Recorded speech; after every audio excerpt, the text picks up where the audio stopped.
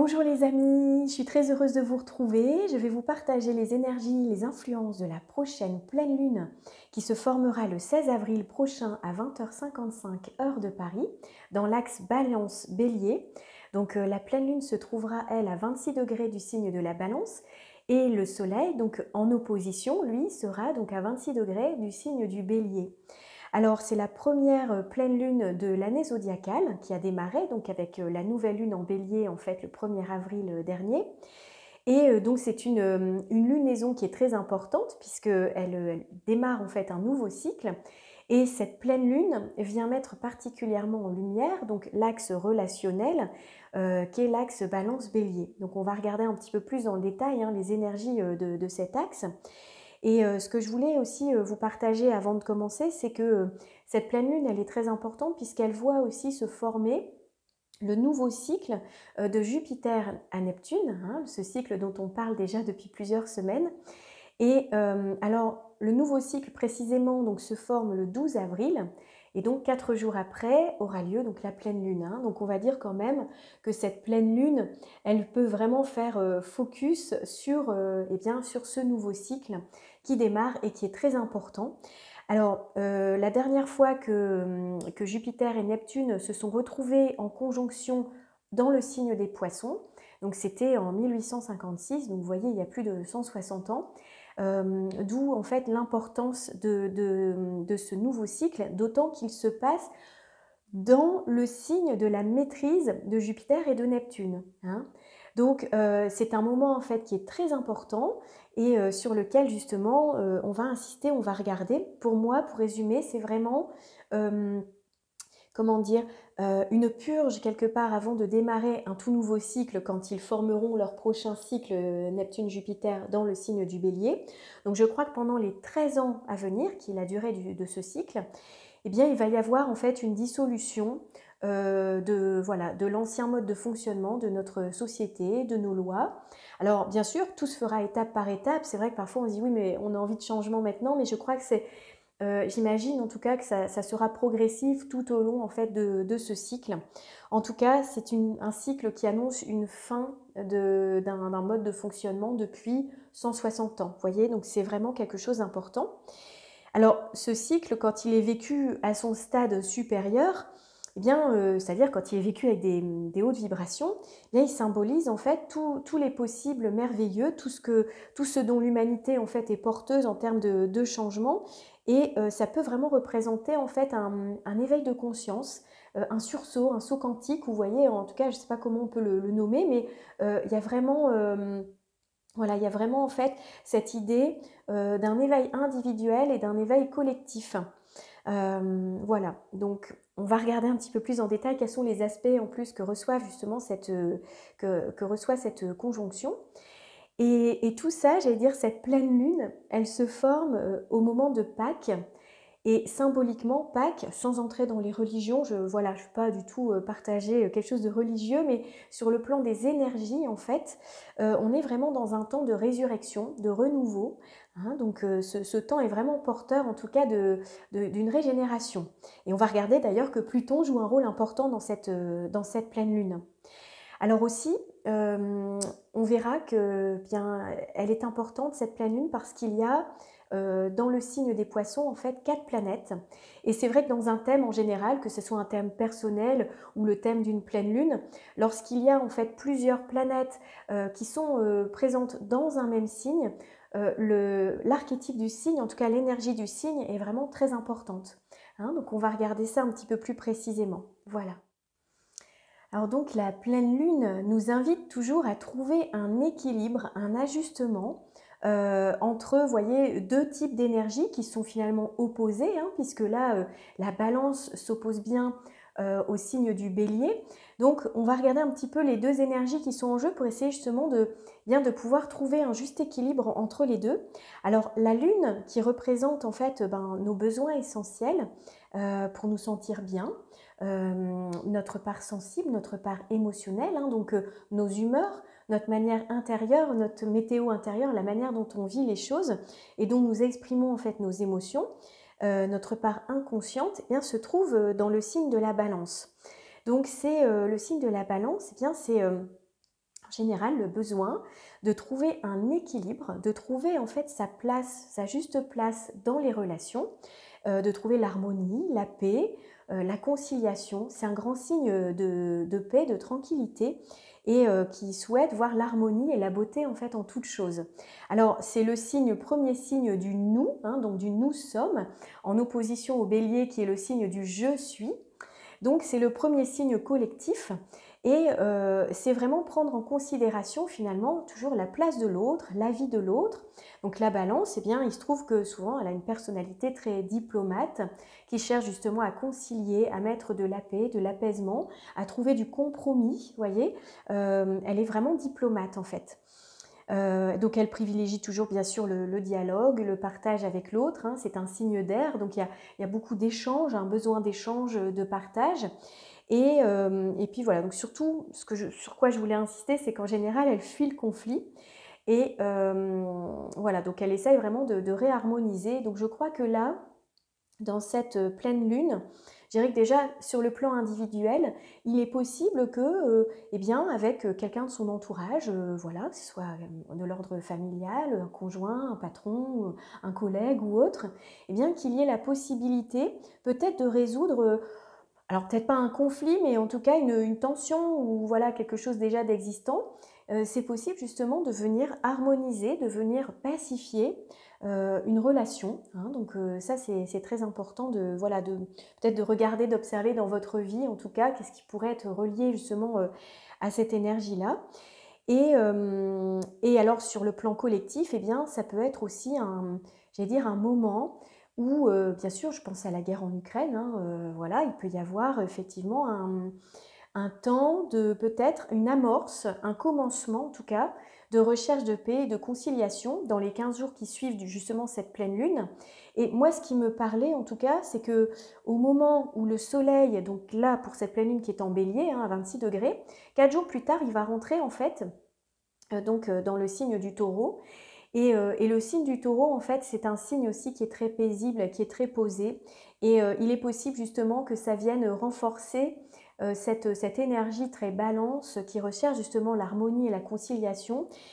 C'est possible qu'il y ait également une énergie qui vienne tranquilliser, pacifier, harmoniser eh bien, tout ce qui est en train de se jouer en ce moment sur le plan collectif voilà, de la guerre. Donc c'est mon ressenti, voilà. Maintenant, c'est toujours bien sûr des invitations, des propositions. Les planètes nous montrent peut-être justement en termes d'énergie, c'est le reflet de ce qu'on peut ressentir à l'intérieur, qu'il y a peut-être ce fort désir finalement bien de pacifier les choses. Et on va voir comment ça prendra forme et comment ça va se matérialiser. Alors, il y a aussi, avec le signe de la balance, l'idée d'hésiter parfois. Alors, c'est pas que la balance ne sait pas faire de choix, parce que la balance sait choisir. Souvent, on dit oui, mais la balance, elle n'arrive pas à choisir. Je crois, moi, que la balance sait faire un choix, sait faire des choix. Mais en fait, elle prend du temps pour peser le pour et le contre. Donc il y a une forme d'hésitation quelque part. Mais en fait, c'est pour trouver le compromis, le choix le plus juste. Parce que la balance, c'est aussi le signe de la justesse et de la justice.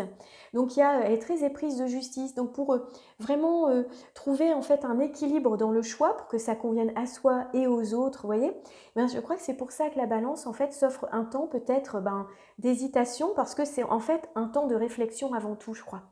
Donc là, eh bien, on le voit en tout cas en France, hein. Alors après, voilà, il peut y avoir bien sûr dans d'autres pays, d'autres choses qui se jouent, mais c'est vrai qu'il peut y avoir en tout cas un temps d'hésitation. Hein, je pense aux élections, là par exemple, hein, qui se jouent ici. Il y a vraiment quelque chose qui nous invite à examiner de plus près, hein, parce qu'on va voir aussi qu'avec le nouveau cycle de Jupiter-Neptune, il peut y avoir aussi beaucoup d'illusions, hein. Alors, il y a plein de choses positives je vais décliner après, mais il peut y avoir aussi un temps vraiment où on peut être vraiment dans l'illusion, hein. Il peut y avoir beaucoup j'allais dire, de mensonges, de choses cachées, nébuleuses, floues, de tromperies, d'illusions, hein. Donc c'est vraiment l'idée de garder en fait une forme de discernement pour aller voir derrière le voile, voilà, de ce qui est vraiment en train de se tramer, vous voyez. Alors le soleil, lui, qui est en bélier, donc à l'opposé, eh bien, dans le signe du bélier, on l'avait vu hein, dans la dernière vidéo, au moment de la nouvelle lune qui s'est formée dans ce signe.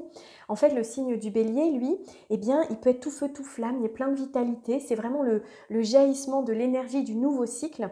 Donc, il est audacieux, ambitieux, il est indépendant, il adore la nouveauté. Tout lui paraît accessible, en fait, tout est possible. Il tente sa chance, il est prêt à relever des défis et à surmonter des obstacles. Donc ça donne vraiment une très belle énergie justement sur le plan individuel aussi. On peut ressentir justement eh bien, ce renouveau peut-être que vous avez ressenti dans vos vies, l'envie de mener à bien justement de nouveaux projets ou peut-être tout simplement de ressentir une belle énergie qui vous amène à, voilà, à être entreprenant, dynamique par exemple. Et Mars, qui est sa planète maîtresse en fait, donc cette énergie masculine, hein, l'énergie d'action que représente Mars, eh bien ça peut aussi être parfois, quand ça manque de nuances, eh bien une énergie un peu belliqueuse, une énergie de guerre, hein, clairement, brutale, agressive aussi c'est possible, parfois tyrannique. Donc en fait, eh bien, ça peut représenter l'énergie de guerre finalement, hein, donc tout ce qu'on voit actuellement, hein, ces énergies qu'on peut percevoir, même avec ce qui se passe en Ukraine. Eh bien, j'ai l'impression qu'il y a un équilibre possible qui va peut-être pouvoir commencer à apparaître. On va peut-être ressentir déjà des sorties de conflits ou des tentatives de discussion, de compromis justement par rapport à cette énergie belliqueuse, vous voyez. Voilà, donc on va voir comment ça se trame un petit peu là dans les semaines qui viennent. En tout cas, sur le plan, déjà pour rester sur le plan personnel et individuel, l'idée serait justement de trouver l'équilibre entre l'affirmation de soi, son positionnement, hein, qui est représenté par l'énergie du bélier, et à la fois la conciliation, la paix, l'harmonie, vous voyez toutes ces énergies hein, qui sont plus douces avec l'énergie de la balance. On voit également dans la carte du ciel que le soleil et la lune, donc les deux luminaires, forment, vous voyez, un aspect donc dissonant à la planète Pluton. Vous voyez en fait les deux traits rouges qui sont matérialisés sur la carte du ciel. Donc là, en fait, si vous voulez, comment dirais-je, le carré, donc la forme, l'aspect de carré, pousse à changer de forme. Hein. Ça crée vraiment une tension, une dynamique qui invite vraiment à bouger, à agir autrement. Et ça donne forme à autre chose en fait ensuite. Donc là, avec Pluton, qui est la planète justement de la transformation, de la métamorphose, qui nous emmène aussi dans nos profondeurs, dans une forme d'introspection, vous voyez, pour pouvoir justement regarder avec lucidité ce qui s'y passe et pouvoir le transmuter, le transformer. Là, Pluton forme un carré au luminaire. Donc je crois que pendant cette période, hein, qui est un petit peu en tout cas en France l'entre-deux tours des élections, il peut y avoir justement eh bien, un changement, une évolution, hein, parce que Pluton c'est la planète de l'évolution, des prises de conscience par une introspection en fait, qui sont peut-être nécessaires là actuellement. Et il peut y avoir également un lot de révélations parce que Pluton en fait dévoile aussi ce qui est caché, hein, ce qui est un petit peu sous le tapis, qu'on n'a pas envie de regarder. Et voilà, ça permet en fait de mettre en lumière, les luminaires mettent en lumière justement ce qui est obscurci, ce qui est voilé ou caché, pour pouvoir justement le faire ressortir, remonter à la surface et qu'on en prenne pleinement conscience. Donc je crois que cette période, elle est vraiment très riche et très intense aussi. Hein. Il peut y avoir beaucoup d'intensité avec Pluton en fait. Et donc, ça peut être un temps vraiment de prise de conscience, de révélation. Alors bien sûr, c'est pas forcément très confortable parce que l'énergie de Pluton en carré, elle n'est pas toujours facile à traverser. On peut traverser une période de crise. Alors ça peut être bien sûr sur le plan personnel, hein, pourquoi pas, et sur le plan aussi collectif. Mais la crise en fait juste invite à changer de forme, à évoluer. Donc à voir dans quelle maison en fait ça pourrait se jouer pour vous parce que les maisons représentent les secteurs de vie. En tout cas, il y a un changement qui est au programme. Hein. Donc, il peut y avoir également parfois, on va dire pour certains, des angoisses ou des peurs hein, qui peuvent se manifester. Alors, c'est vrai qu'après, de toute façon, les luminaires bougent. Donc, Je dirais que c'est surtout peut-être au moment de cette pleine lune qu'il y aura effectivement ce ressenti, hein, donc après ça va vite avancer, ça va vite bouger. Voilà, peut-être qu'on ressentira au moment où la lune formera une conjonction en Capricorne à Pluton. Il peut y avoir un temps important à ce moment-là, hein, donc ce sera vers le dernier quartier de lune. Alors, on va regarder un petit peu justement eh bien, Vénus et Mars, qui sont finalement ben, les maîtres de cette pleine lune, puisque Vénus est la maîtresse du signe de la Balance, donc où se trouve la lune, et Mars est le maître du signe du Bélier, où se trouve le Soleil. Et alors, ce qui est quand même incroyable, c'est que Mars et Vénus, tous les deux, eh bien, séjournent au moment de cette pleine lune dans le signe des Poissons, là où se forme le nouveau cycle de Neptune et de Jupiter. Alors, bon, c'est quand même toujours la magie, on va dire, du zodiaque. Et je dirais qu'il y a vraiment un focus qui est fait sur cette énergie du signe des Poissons, qui est très importante. Donc, Vénus, en plus, elle va former des aspects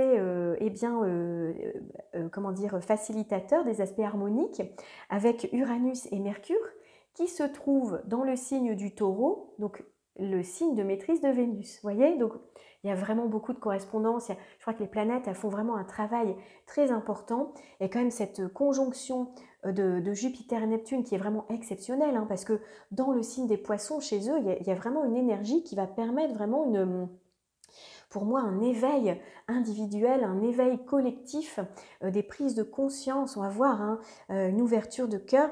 Mais déjà, cette Vénus qui est en harmonie et qui vient soutenir justement, bien, qui vient rejoindre Neptune et Jupiter, bah, c'est très important.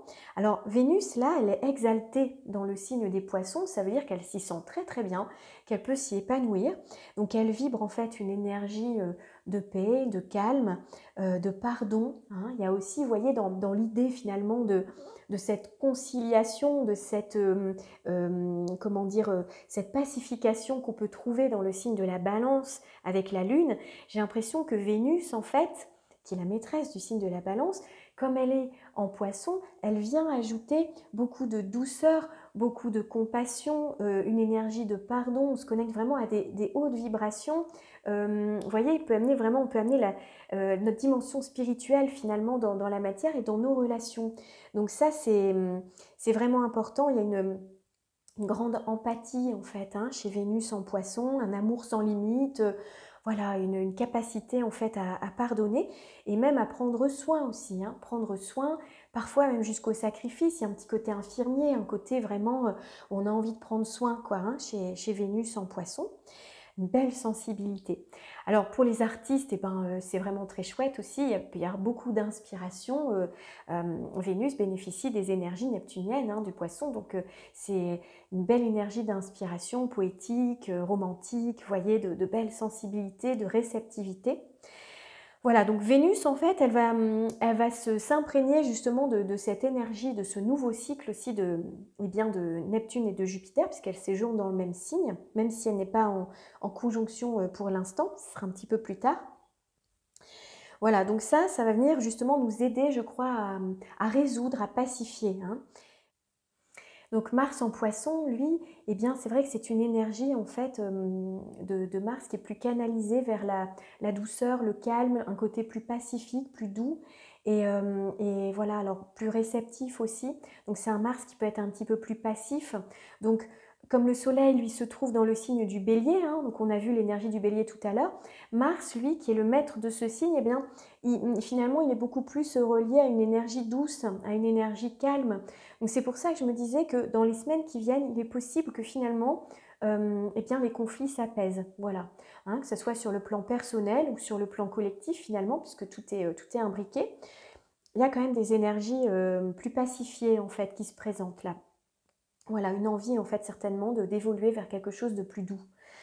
Alors, eh bien, ça nous amène à ce nouveau cycle de Jupiter et de Neptune dans le signe des Poissons. Alors, comme je disais, c'est vraiment des énergies exceptionnelles, hein, ça ne se présente pas toutes les semaines, hein, c'est vraiment, là, on a ce cycle, la dernière fois, qui s'est produit dans le signe des Poissons, hein, puisque les cycles de Neptune et de Jupiter se forment tous les 13 ans. Et donc là, depuis en gros 160 ans, ça ne s'était pas produit dans le signe des Poissons.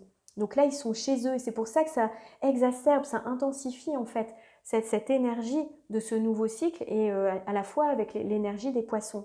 Donc là, on est vraiment...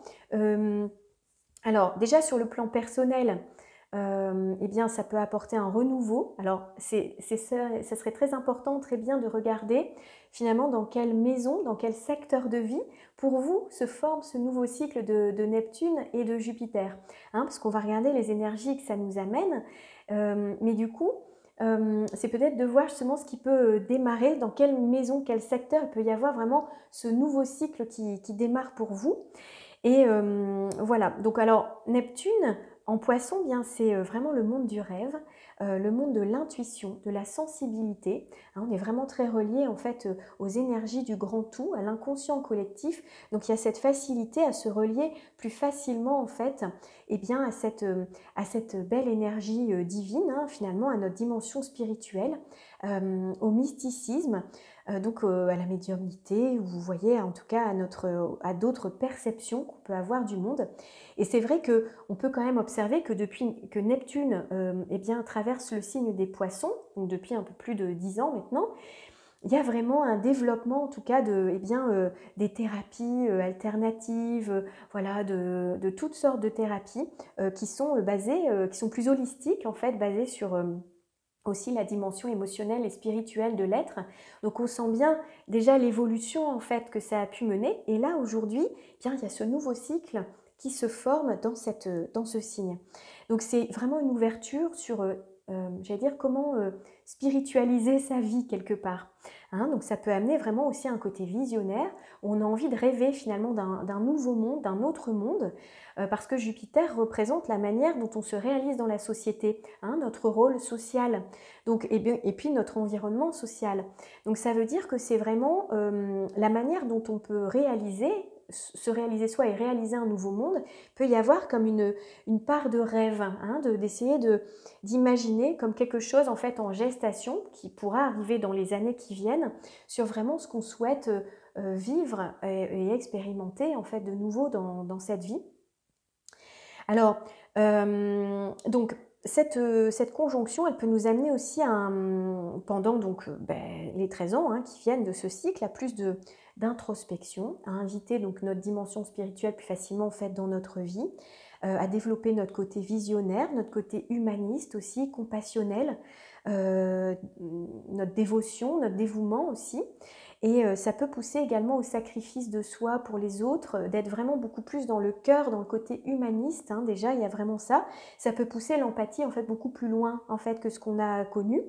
Et voilà, pour permettre en fait de prendre soin des autres et puis de développer justement tout cet aspect-là dans nos vies qui, dans le monde matérialiste, a peut-être été souvent oublié. Hein, donc là, c'est vraiment cette idée d'aller renouveler en fait ces énergies-là. Alors, ça se peut aussi qu'il y ait des débordements émotionnels hein, avec ce nouveau cycle, hein, parce que ça peut être aussi un grand nettoyage, voilà, c'est comme une purge.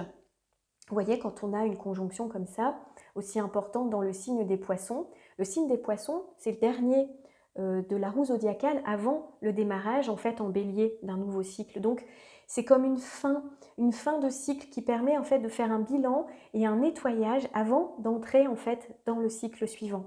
Donc voilà, il peut y avoir parfois des débordements émotionnels, hein, c'est possible, et puis comme une purge, hein, une purge karmique. Alors ça peut être sur le plan individuel ou sur le plan collectif aussi, hein, parce que quand même pas mal de choses justement encore, je crois, voilà, qui ont besoin d'être réglées, on a besoin d'avancer en fait pour ouvrir notre conscience.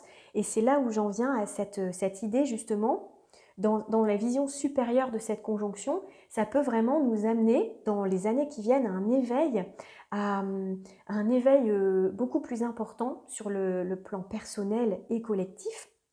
Donc avec des prises de conscience, des révélations, une ouverture de cœur, voilà. Donc ça c'est dans le côté vraiment positif.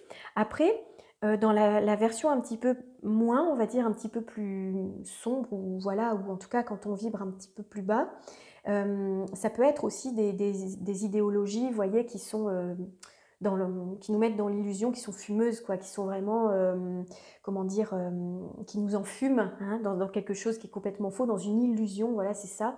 Ça peut être dans des fanatismes aussi, des fausses spiritualités. Voilà, il peut y avoir justement beaucoup de mensonges, la tromperie, l'illusion. Donc faire attention au discours également, hein, voilà, des politiques aussi, parce que Jupiter représente justement aussi la vie politique et les lois.